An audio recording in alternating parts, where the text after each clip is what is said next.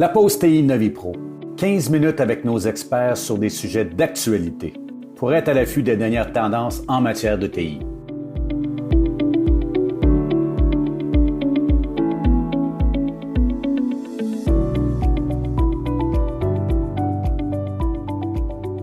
Eh bien, bonjour, bienvenue à cette 27e édition de notre pause TI. Je me présente Pierre Tocci et je suis votre animateur. Aujourd'hui, nous allons faire un retour sur notre événement de cybersécurité 2020 qui a lieu mardi et mercredi, hier et avant-hier. Et j'ai le plaisir d'accueillir Dominique Derrier, notre chef de la sécurité informationnelle chez Novipro, et Yves Paquette, notre président, qui les deux ont participé à l'événement hier. Bonjour, messieurs. Bonjour. Bonjour, Pierre. Bien, messieurs, félicitations pour l'événement. On m'a dit qu'on a eu tout près de 750 personnes qui, à un moment ou un autre, ont assisté à nos présentations. Un événement virtuel quand les gens sont très sollicités de partout. Je crois que c'était un événement à succès. Félicitations, Yves, pour l'organisation et Dominique pour le contenu. Très bien. Merci. C'est toute une équipe, hein, Pierre. Oui. Il ne faut pas tirer la couverture juste à nous, mais il y a toute une équipe qui a vraiment travaillé fort. Donc, messieurs, ce que j'aimerais vous poser comme question dans cette pause TI ce matin, selon vous, nos participants doivent retenir quel message pour vous, les top 3? Je vous laisse la parole.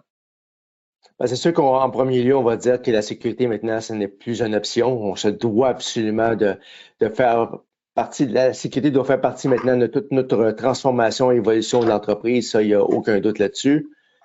Dominique, deuxième sujet. Le deuxième sujet, je pense qu'il a touché beaucoup de monde. L'interview de John Doe, qui a subi ces multiples attaques de ransomware. Une expérience humaine, une expérience TI, quelque chose qui était vraiment frappant, en tout cas, qui a peut-être aussi allumé des lumières ou en tout cas faire prendre conscience de la vraie réalité. Et on va revenir sur John Doe, Dominique. Et Yves ou Dominique, troisième sujet pour être quoi ce matin? Je dirais le troisième sujet pour moi, c'était définitivement que la vie doit continuer malgré toutes ces situations-là. Et puis par contre, on doit être capable de briser les différents tabous, de ne pas vouloir échanger nos expériences, que c'est pas juste les positives, mais également les négatives, parce que c'est la seule façon qu'on va pouvoir s'unifier ensemble pour réussir à contrer ces menaces-là. Bon, on va retenir ce sujet-là. Lorsqu'on parle que la sécurité maintenant fait partie de l'obligatoire, pourrais-je dire, Dominique, est-ce que le rôle d'un CISO doit changer aujourd'hui ou doit s'adapter? Comment tu vois ça? Alors, on l'a vu avec dans les différentes enquêtes, notamment celle de Léger qui est propulsée par Novipro. Il y a des statistiques très intéressantes sur le fait qu'il faut justement prendre conscience de cette sécurité. On le sait et on n'y va pas suffisamment. Le rôle du CISO change pas vraiment, il faut juste qu'il existe. Aujourd'hui, c'est le premier pas, c'est d'avoir ce rôle de sécurité. S'il ne l'est pas, aujourd'hui, c'est le président de l'entreprise qui en est responsable. Ouais. Et on a eu un échange sur ces éléments-là, sur est-ce qu'on dort bien quand on est patron d'une entreprise par rapport aux cybermenaces qui peuvent vous arriver et puis les risques de cyber-résilience. Mais lorsqu'on parle de rôle de CISO sécurité, on ne parle pas de quelqu'un qui est technique, administration de la sécurité. C'est pas du tout ça qu'on parle. C'est de la responsabilité. Non, on parle de la gestion du risque. On parle de la gestion du risque. S'assurer qu'on a bien, par rapport aux menaces, par rapport aux tendances, par rapport aux vulnérabilités. On a déjà échangé plusieurs fois, Pierre, sur ces notions-là dans les pauses TI, sur l'importance de se connaître soi-même pour adapter notre gestion du risque. Les plans de remédiation, ça c'est le rôle du CISO de s'assurer que les plans de remédiation sont bien en cours, sont bien en marche avec les différentes équipes techniques, avec les différents experts techniques. Le CISO, c'est pas un expert technologique dans toutes les dimensions, c'est pas possible. Hein. Enfin, j'ai pas cette prétention-là. De l'expérience, oui, mais dans tous les domaines, c'est très compliqué. Donc, organiser ces éléments-là, amener des métriques sur les différents comités de gestion pour pouvoir démontrer que le risque est adressé par des mesures de sécurité. Moi, j'ai un côté fun que j'aime aussi sur la sensibilisation. expliquer à nos différents collaborateurs, nos différents employés comment on doit faire attention, comment on doit regarder. Je pense que dans ta boîte de courriel, tu as dû voir le Black Friday qui est arrivé ce matin sur faites attention. Mais justement, je crois que tu ouvres une porte qui est très intéressante avec notre John Doe. Pourquoi John Doe? Évidemment, c'est arrivé, donc identité non divulguée, qui va de soi. Responsabilité versus ce que lui a vécu. Qu'est-ce que tu retires ou qu'est-ce que tu veux communiquer de ce que lui a vécu comme personne responsable? La seule chose, si on doit en retenir une, c'est un plan n'est pas un plan s'il n'est pas testé. Et ça, c'est quelque chose de vraiment essentiel. On sent dans ses propos la souffrance qu'il a pu avoir quand il s'est retrouvé. Souvent, le service TI, c'est annexe. C'est quelque chose d'annexe. Et quand on a un incident de ce type-là, le service TI devient le seul point vital de l'entreprise. Donc, quelque chose qui était annexe se retrouve placé sur le spot. Et puis là, toute la pression tombe sur lui. Quand est-ce que ça repart? Est-ce que ça va marcher? Qu'est-ce qu'on a perdu? Quand est-ce que ça revient?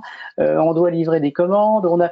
Tout arrive. On doit payer les salaires. Tout arrive en même temps là sur cette pression-là. Et c'est une expérience humaine. J'aime l'entendre dire.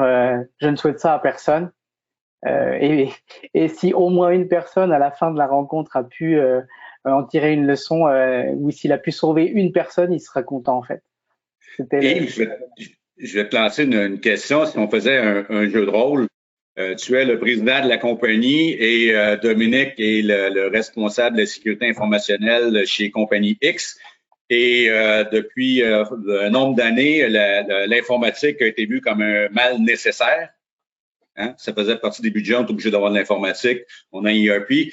Et maintenant, il est arrivé quelque chose. Comment est-ce que toi, tu vois le rôle d'un CISO dans l'entreprise? Bon, je pense qu'on a entamé notre discussion de cybersécurité 2020 hier avec le concept de dire pourquoi le CSO ne dort pas, pas le CSO, mais le CEO ne dort pas. Et la réalité, c'est que, tu sais, dans une entreprise, il y a une hiérarchie, évidemment, qui est toujours identifiée, que le président est en haut. Après ça, il y a des dirigeants et ainsi de suite. Et naturellement, on a trop l'impression de dire puis en plus, on dit souvent qu'on doit gérer les entreprises comme un bon père de famille. Donc, le père de famille, c'est le père, c'est celui qui soutient, celui qui va être capable de faire face, qui est blindé, qui est notre héros, qui va être capable de tout supporter. Mais dans l'expérience qu'on a vue avec John Doe, c'est que quand il arrive une gestion de crise comme ça, lui, il pense qu'il y a des gens en haut de lui qui sont meilleurs que lui, qui vont le supporter parce que le père de famille est en haut. Et du jour au lendemain, c'est que c'est lui qui devient le père de famille, puis toute la responsabilité me tombe sur lui. Donc, il y a une préparation qu'on devrait être capable de donner à ces gens-là, mais que personne est capable de former parce que faut vraiment l'avoir vécu de l'intérieur pour comprendre à quel point c'est catastrophique. Puis à quel point on peut jamais se préparer totalement pour la deuxième vague ou la troisième vague, pour faire un peu référence à la pandémie, tu sais. Donc, il n'y en a pas de solution miracle parce qu'on fait face à de l'inconnu. On cherche qu'est-ce qui s'est passé, on cherche pourquoi ça s'est passé, on cherche la solution miracle pour dire comment est-ce qu'on fait pour se blinder. Et John Doe l'a bien dit, ça n'existe pas le risque zéro. Donc, vas-y. Si on reste cette prémisse que le risque zéro n'existe pas. Enfin, on l'a vu hier avec Amazon, ça a planté. On a eu des problèmes au niveau de notre 2020 aussi. Oui. Qu'est-ce qu'on peut faire? Si Amazon plante, ça se peut que nous aussi on plante. Hein, à un moment donné, là, on a une attaque. On a des gens comme Dominique qui sont là pour être les grands frères dans l'entreprise pour s'assurer que tout fonctionne. Est-ce qu'une entreprise devrait avoir honte d'avoir vécu une attaque, Yves? Ah, pas du tout. Pas du tout. S'il y a une leçon, je pense qu'on doit retenir de tout ce qu'on a réussi à mettre en 2 jours, et puis c'était assez extraordinaire et la réponse était là. Plus de 720 personnes ont participé à un moment donné à l'événement. C'est que il faut briser ces tabous-là. Donc, d'avoir peur de parler, de dire que je me suis fait hacker, que j'ai eu un rançon logiciel et puis que ça m'a coûté très, très cher me remonter parce que faut pas oublier, tous les jours, il y a des gens qui ne parviennent même pas à se remonter, qui perdent de 100% de leurs données et c'est pas évident, ça. C'est même catastrophique, là. C'est catastrophique pour les actionnaires, pour les employés, pour les partenaires, les clients, les fournisseurs, tu sais. Donc, c'est tout un écosystème qui est mis en danger. Donc, pour moi, c'est hyper important d'être capable de briser ce tabou-là, puis qu'on commence à réaliser que la seule façon de régler ces problèmes-là, c'est de s'unifier ensemble. Puis quand on parle de s'unifier, c'est d'être capable de partager nos bons côtés comme nos mauvais côtés, parce que c'est de là qu'on va apprendre des vraies leçons, puis qu'on va être capable de mieux s'équiper, là, tu sais. Ah, c'est un très bon point, Yves. Dominique, toi, comme CISO, si tu avais été, on se recalque en John Doe, tu es en charge de cet incident-là, le plan d'urgence, il faut que tu répondes envers qui tu dois te retourner, à qui tu espères avoir confiance, parce que tu peux pas faire ça seul, là, c'est impossible. C'est un point qui est intéressant. La personne de la sécurité, on a tendance à croire qu'elle a toutes les réponses et puis elle va faire des tours de magie incroyables. Alors une partie, oui, parce qu'il y a de la compétence et de la connaissance et de l'expérience, mais dans ces cas de crise, il faut pouvoir se faire accompagner. Ça, c'est vraiment important parce que quand on est dans le jus, quand on est en train de pédaler, quand on voit l'entreprise qui a un problème, on a mal pour l'entreprise, on se doit de réagir et souvent on est dans une émotion, on est c'est humain, c'est pas technologique là, on est vraiment dans quelque chose d'humain qui arrive et se faire accompagner, c'est important. Il y a des conférences sur la gestion de crise et c'était volontairement de la gestion de crise civile, c'est-à-dire des accidents qui peuvent arriver dans la vie réelle, comment les méthodologies qui existent dans des accidents, le lac mégantic, vraiment les gros incidents, comment la gestion de crise peut s'appliquer à plus petite échelle sur nos infrastructures, sur nos départements de pays qui ne sont pas comparables à des incendies, puis des problèmes civils, ou des incidents sur des personnes. Comment on peut en tirer de la valeur pour se faire accompagner et puis traiter correctement de passer de la crise à l'urgence, à la remédiation. Messieurs, question finale. Les deux, vous avez des postes importants dans entreprises fictives. Les deux, vous êtes maintenant au courant que c'est pas une question si ça va arriver et on va être mal pris. C'est quoi la synergie entre les deux, entre le président et le CISO? Comment les deux doivent travailler ensemble? Au départ, c'est de travailler sur des plans et s'assurer que ces plans-là sont exercés. Parce que tu peux passer beaucoup de temps, même avec les meilleures personnes du monde, pour faire des plans les plus sophistiqués du monde, mais si le plan n'est jamais testé, il n'y a aucune valeur. D'ailleurs, c'est encore une des leçons de John Doe qui est bien mentionné. Il dit, on n'a jamais eu la chance de tester les plans. Donc, il faut vraiment prendre le temps de le tester. C'est un incontournable et c'est la seule façon de s'assurer qu'au moins une bonne portion de ce plan-là est opérationnel et fonctionnel et nous donner la chance d'apporter les derniers ajustements. Ouais. Dominique, toi? Moi, pour compléter la réponse, moi, il y a quelque chose qui est très important, c'est identifier qu'est-ce qui est essentiel à la business, de quoi on ne peut pas se passer. Ça, c'est quelque chose de très important et qui est parfois difficile. Souvent, on dit, tout est important dans l'entreprise. Évidemment, tout le monde est important dans une entreprise. Il y a des services qui sont plus essentiels que d'autres et sans cela, je peux pas redémarrer. Et sans cela, et c'est ceux-là sur lesquels, c'est nos joyaux, là, on appelle ça les crown jewels. Même en termes informatiques, dans le monde du pen testing, etc. C'est quoi qu'il arrive, je ne niaise pas là-dessus. Les plans de test, je ne niaise pas sur les plans de test. C'est qu'est-ce qui est l'essentiel à faire. Si on n'est pas capable d'identifier ça, on sera toujours dans un mode on va essayer d'essayer de tout pousser en même temps, d'essayer de tout tenir. J'ai bien essayé à demander à Yves un chèque juste signé. Il veut pas aujourd'hui pour que je protège toute l'entreprise. On doit se focaliser sur vraiment les éléments essentiels. Et ça, c'est un point à avoir pour au moins démarrer ce soir. Posez-vous la question ou échangez dans vos conseils d'administration qu'est-ce qui est essentiel. Et c'est là où il faut vraiment faire attention pour tester, les protéger, le tester. Ouais.